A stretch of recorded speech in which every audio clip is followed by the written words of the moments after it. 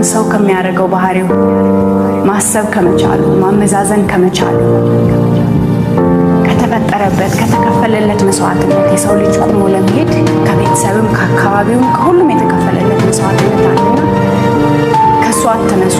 እውነተኛውን ነገር ከማድረግ አትወስኑ። በየትኛውም ሰዓት እጅግ ከባድ ቢሆኑ መጨረሻችን ሁላችንም ወደ ሞት ስለሆነ እውነትን ይዘን በራሳችሁ ተስፋ አትቁረጡ። እግዚአብሔር አይሰማንም፣ ይሄን አያደርግልኝም፣ እንዲህ አይሆንም አንበል። ክርስቲያኖች እግዚአብሔር ይሰማናል። የፈለገ አይነት ኃጢአተኛ ሁን፣ የፈለገ አይነት ዝሙት ፈጽም፣ የፈለገ አይነት ስካር ስርቆት ዛሬ እንደ ፈያታዊ ዘመን ቀጥ አድርገውና እግዚአብሔር ይምረኛል ብለህ እምነትህ አድኖሃል ይላል ጌታ። አይምርህም የሚል ሰይጣን ነው ወዳጄ። አይሰማህም የሚል ሰይጣን ነው። እግዚአብሔርም አይሰማን። ክርስቲያኖች እና ተስፋ አትቁረጡ።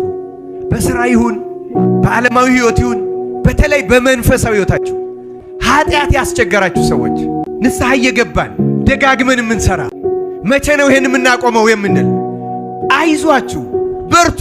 እግዚአብሔር ልንገራችሁ፣ ተስፋ ካልቆረጣችሁ እግዚአብሔር ያን ኃጢአታችሁን ከእግራችሁ በታች የሚጥልበት ቀን ይመጣል። ክርስቲያኖች ተስፋ አትቁረጡ። ታገሉት፣ ግን ተቃወሙት። ያን ኃጢአት እግዚአብሔርን ለምኑት። አውጣኝ፣ ከዚህ ኃጢአት አውጣኝ። ይችን የዛገች ነፍሴን የቆሸሸች ነፍሴን ከዚህ አላቃት እያላችሁ ክርስቶስን ለምኑ። ክርስቲያኖች ተስፋ አትቁረጡ።